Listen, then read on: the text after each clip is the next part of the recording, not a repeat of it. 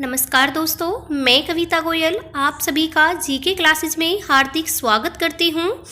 आज पढ़ेंगे हम जीके के मोस्ट इम्पोर्टेंट क्वेश्चंस। ये सारे क्वेश्चंस जो एसएससी जीडी का लास्ट ईयर एग्ज़ाम हुआ था उसमें पूछे गए थे। तो चलिए शुरू करते हैं। पहला क्वेश्चन है, घोड़े मोरनी नृत्य कहाँ का है। जो घोड़ा मोरनी नृत्य है ये कहाँ का है, ये है गोवा का। गोवा का नृत्य है घोड़ा मोरनी। नेक्स्ट क्वेश्चन है, कटी बिहू असम के 3 बिहू त्योहारों में से एक है।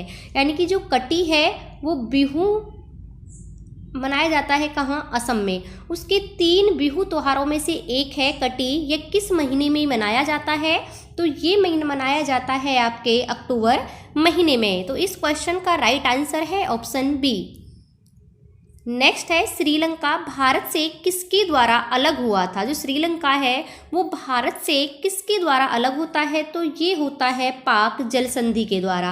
पाक जल संधि जो है वो भारत और श्रीलंका के बीच में है। इन दोनों को डिवाइड करने का काम करती है पाक जल संधि। नेक्स्ट है, किसकी स्थापना 1963 में बीज उत्पादन की जिम्मेदारी के लिए विशेष रूप से HIV के बीजों के मूल भंडार के लिए की गई थी। तो किसकी स्थापना हुई थी, ये हुई थी राष्ट्रीय बीज निगम। एक क्वेश्चन यहाँ से ये भी बनता है कि राष्ट्रीय बीज निगम की स्थापना कब हुई। तो कब हुई थी यह डेट आपको याद रखनी है, ये हुई थी 1963 में। नेक्स्ट क्वेश्चन है, मैच में फुटबॉल पिच की लंबाई डैश और 120 मीटर के बीच होनी चाहिए। तो कितने से कितने मीटर के बीच होनी चाहिए फुटबॉल पिच की लंबाई, तो ये होनी चाहिए 90 मीटर से लेकर कितने 90 मीटर से लेकर 120 मीटर के बीच होनी चाहिए। नेक्स्ट है, मोहम्मद अली जिन्ना, मदन मोहन मालवीय, मजहर उल हक ने शाही विधान परिषद से त्यागपत्र क्यों दे दिया था। तो इन्होंने जो त्यागपत्र दिया था वो दिया था रॉलेक्ट एक्ट का विरोध करने के लिए। रॉलेक्ट एक्ट का जब इन्होंने विरोध किया था तो इन्होंने जो विधान परिषद से क्या दे दिया था, त्यागपत्र दे दिया था। रॉलेक्ट एक्ट आया था 1919 में। 1919 में रॉलेक्ट एक्ट आया था। और क्यों आया था, क्योंकि जो जलियांवाला हत्याकांड हुआ था 13 अप्रैल 1919 को, उसमें बहुत सारे निर्दोष लोग मारे गए थे। उसकी जांच करने के लिए ये रॉलेक्ट एक्ट आया था। तो जब हड़तालें चल रही थी तो उसमें इस रॉलेक्ट एक्ट में क्या था, तो सरकार ने एक्ट लाया था और उसमें कह दिया था कि इस एक्ट के अनुसार किसी को भी शक के आधार पर क्या था, गिरफ्तार किया जा सकता था। अगर किसी के ऊपर सिर्फ डाउट है, ये नहीं पता कि वो उस आंदोलन में इन्वॉल्व है, उसमें वो काम किया है या नहीं किया है, सिर्फ उस पर शक है, तो शक के आधार पर भी वो किसी को भी अरेस्ट कर सकते थे रॉलेक्ट एक्ट के अनुसार। इसीलिए इसका विरोध किया गया और इसी को कहा गया था काला कानून। और इसी के विरोध में मोहम्मद अली जिन्ना, मदन मोहन मालवीय, मजहर उल हक ने क्या है, शाही विधान परिषद से त्यागपत्र दे दिया था। वहीं अगर हम बात करें साइमन कमीशन की, तो साइमन कमीशन कब आया था, ये आया था 1927 में। और इसमें भी भारत में इसका भी भरपूर विरोध किया गया था और इसका विरोध करने में ही क्या है, लाला लाजपत राय की मृत्यु हो गई थी। नेक्स्ट क्वेश्चन है, लेड नाइट्रेट को गर्म करने पर कौन सी 2 गैसें निकलती हैं। जब हम लेड नाइट्रेट को गर्म करते हैं तो उसमें से नाइट्रोजन डाइऑक्साइड और ऑक्सीजन, ये दोनों गैसें निकलती हैं।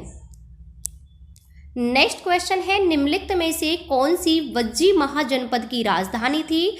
तो कौन सी थी, ये थी वैशाली। वैशाली जो थी वज्जी महाजनपद की राजधानी थी। उस टाइम जो हमारा पूरा भारत है वो 16 महाजनपदों में बटा हुआ था। उसमें जो वज्जी था वो भी एक क्या था, महाजनपद था।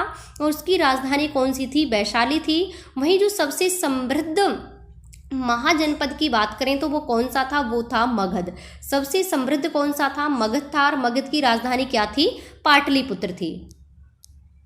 नेक्स्ट है, जिन खाद्य पदार्थों में स्टार्च होता है वह किसके संपर्क में आने पर काले नीले रंग के हो जाते हैं। तो किसके संपर्क में, आयोडीन। आयोडीन के संपर्क में आने पर ये कैसे हो जाते हैं, काले और नीले रंग के हो जाते हैं। नेक्स्ट क्वेश्चन है, कृषि क्षेत्र में किस तरह की बेरोजगारी उत्पन्न होगी यदि वर्ष में कुछ समय के लिए अतिरिक्त मजदूरों को नियुक्त किया जाए, जैसे कि फसल की कटाई के लिए। क्वेश्चन आपसे कह रहा है कि जैसे कि कृषि के क्षेत्र में कुछ टाइम के लिए मजदूरों को बुला लेते हैं और फिर वापस भेज देते हैं। जैसे कि कोई फसल की कटाई हो गई, किसी फसल की बुवाई हो गई, तो उसके टाइम हम क्या है मजदूरों को बुलाते हैं, लेकिन उसके अतिरिक्त नहीं बुलाते, तो उस टाइम उन्हें रोजगार मिल जाता है। उसके बाद वो फिर से क्या हो जाते हैं, बेरोजगार हो जाते हैं। तो इस तरह की बेरोजगारी को क्या कहा जाता है, तो इस तरह की बेरोजगारी को कहा जाता है मौसमी बेरोजगारी। कैसी कहा जाता है कि मौसमी बेरोजगारी। नेक्स्ट है वे ज्वालामुखी जो लंबे समय से उद्धारित नहीं हुए हैं लेकिन भविष्य में कभी भी उद्धारित हो सकते हैं, उन्हें क्या कहा जाता है, तो उन्हें कहा जाता है प्रसुप्त ज्वालामुखी। ज्वालामुखी जो होते हैं वो 3 तरीके के होते हैं।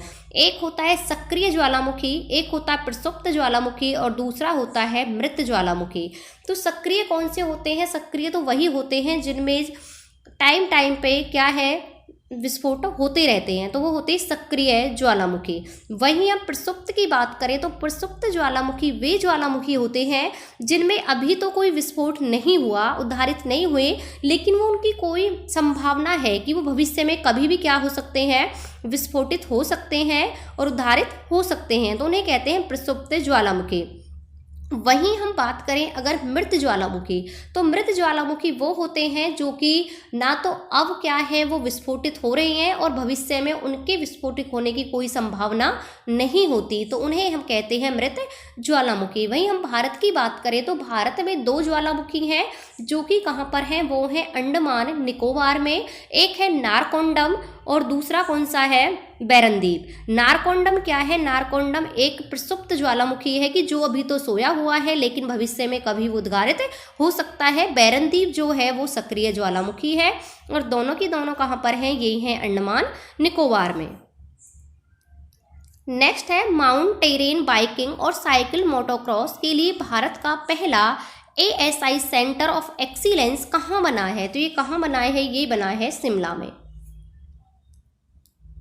नेक्स्ट है माल का निर्यात किसको बढ़ाता है, व्यय, स्थानीय ऋण, राष्ट्रीय ऋण, विदेशी मुद्रा। जब हम माल का निर्यात करेंगे तो सीधी सी बात है कि क्या है, फॉरेन जो करेंसी होती है विदेशी मुद्रा, वो हमारे पास क्या होगी, वो बढ़ जाएगी जब हम माल का निर्यात करेंगे।